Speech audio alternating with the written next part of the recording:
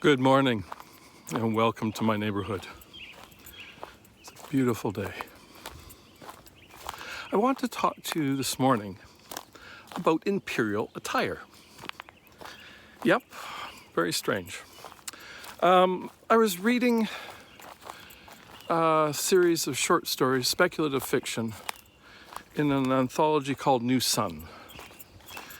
And they had a story called 3 Themes on Imperial Attire. I'll put a link in. They started with the classical story of the emperor's new clothes and then took it further into mapping our governments now and the machinations that we're seeing in markets, in currencies, and in other things. Of course, all wrapped around the idea that, of course, you're the only one that can understand. And by pretending to understand and gathering enough people that pretend they understand, you can provide power instead of transparency. So, this week, there was an interesting incident in the Parliament of Canada. One honourable MP had evidently been out for a run and was back in his office changing into appropriate business attire. Now, this isn't imperial attire quite, but we're getting close when you're a member of Parliament. Unfortunately, there was a Zoom meeting and his camera was on. This was not a publicly broadcast meeting, but did include members of the Commons and other parliamentary staffers and members, one of which took a still and put it out on social media.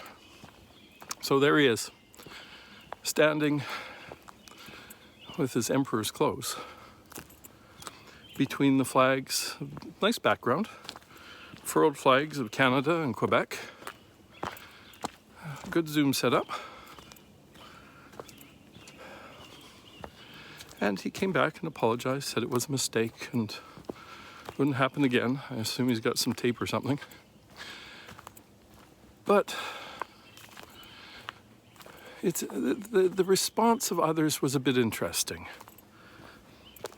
because this idea of what is appropriate clothing, and if we take clothing in the broadest sense, not just the fabric that we drape over our bodies, but the idea of the things we wrap ourselves in, which includes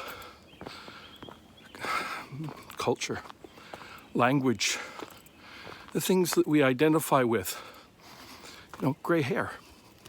Yep. The ideas of self that we portray with things we wrap around ourselves is really the idea of imperial clothing. And to the degree that other people agree or disagree or propagate or ignore what's going on, or actively use it as a means of shame, we have interesting problems. In this case, there was, normally in the Parliament, they have these things where people stamp their hands on the desks and say shame, shame, shame. Well, they kind of couldn't do that because they were on Zoom. And so what they did is they simply brought up that he wasn't wearing appropriate attire. Now, it might have been invisible, like the emperor. Who knows? But that wasn't the point. The point is that the assumption is that this would be life-changing and damaging, and what about his kids and his family? And there was an implication of shame. There is an implication of impropriety. Doesn't really have an ism. It isn't body shaming-ism. But all the same, it's a similar kind of thing. The fashion industry works it hard.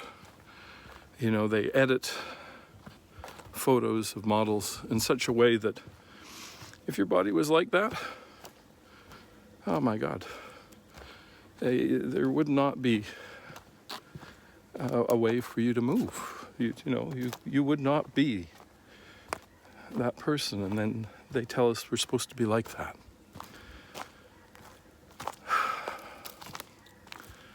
There's a lot of body shaming that goes on for men, and certainly for women too. But men are told, for the most part, that they're frightening and they're ugly, and nobody wants to see those bodies. And it isn't really a beauty contest in the first place. And yet, that's the strong message that's often given to men.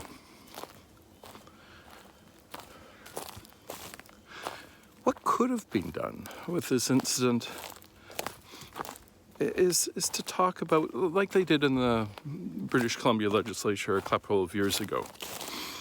One of the members of the provincial legislature, a woman, came in wearing quite a conservative but sleeveless top. And she was told that she had to leave because the rules said that you could not have bare arms. Not bearing arms, she was not carrying armaments, but just a blouse that had bare arms. So there was a ruckus because, in the summer and, for most of the year, women's fashion often have bare arms, whereas men's do not. So they actually had to change legislation to make this proper, to allow it.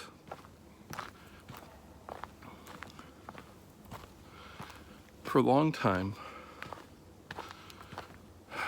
the Sikh community could not wear turbans if they were in the RCMP. I can't remember what the status was in the legislatures, but it has been overcome. What we wear or what we don't wear matters to us, to others, and it's one of those odd things where people are castigated because of the response that somebody else has, which may be completely unintentional on the part of the person wearing. Now, taboos are wonderful in that they make great story fodder. And of course, taboos are often based at some level in biology. Now, I said that men are often given a hard time about their bodies. Women too. But what if, in this case, the member of parliament who had this camera incident was not a man, but a woman? Would it have been different? Would the response have been different? Because in the extreme, our society tends to portray women more as objects. Now, in the extreme, not always. And that objectification can be taken to the extreme that they cause men to respond in uncontrollable ways. Not a great kind of thing, and not very appropriate in terms of how we make our laws and stuff. So there is a difference. There is gender differences. And we won't get into all the genders. But there is a case there too. So this was a wonderful opportunity to turn down the dial on body shaming, to deal head on with those issues. You know, more and more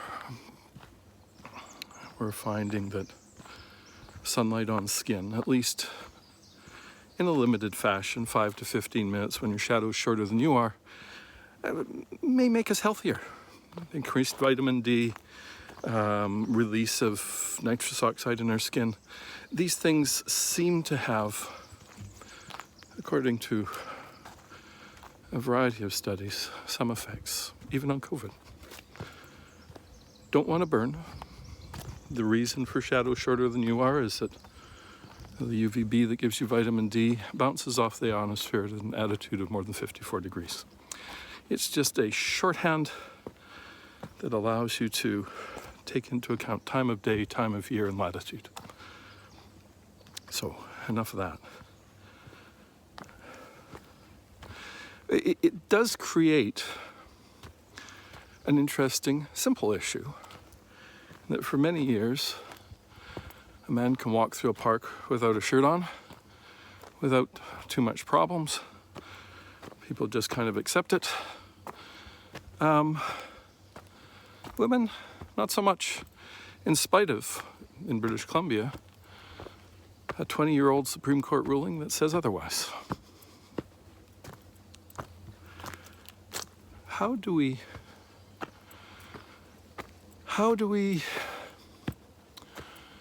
look at human adaptive responses and use them not as a controlling device, as was done in this case?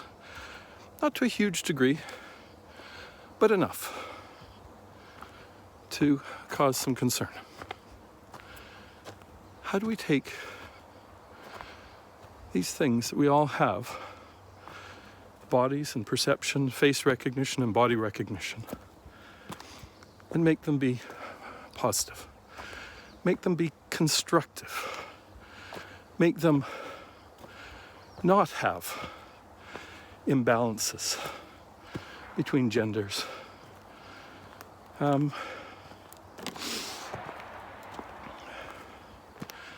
How do we stop using human adaptive responses as taboos and then piling on every other thing that we believe on top of them and using them as a carrier? Whether it's valid or not, I don't know. But it is an interesting thing to look at. It is worthwhile talking about. And even the relatively gentle responses, in this case, of the MP in Ottawa on Zoom, created implications that he should be shamed, that his family should be shamed. But why? So, we're sort of at the bottom of the stairs here. That's all I wanted to say today. I appreciate you. I see you. I'm very grateful that you're here.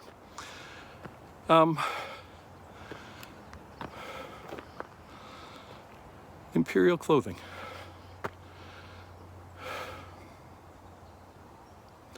Be gentle with yourselves.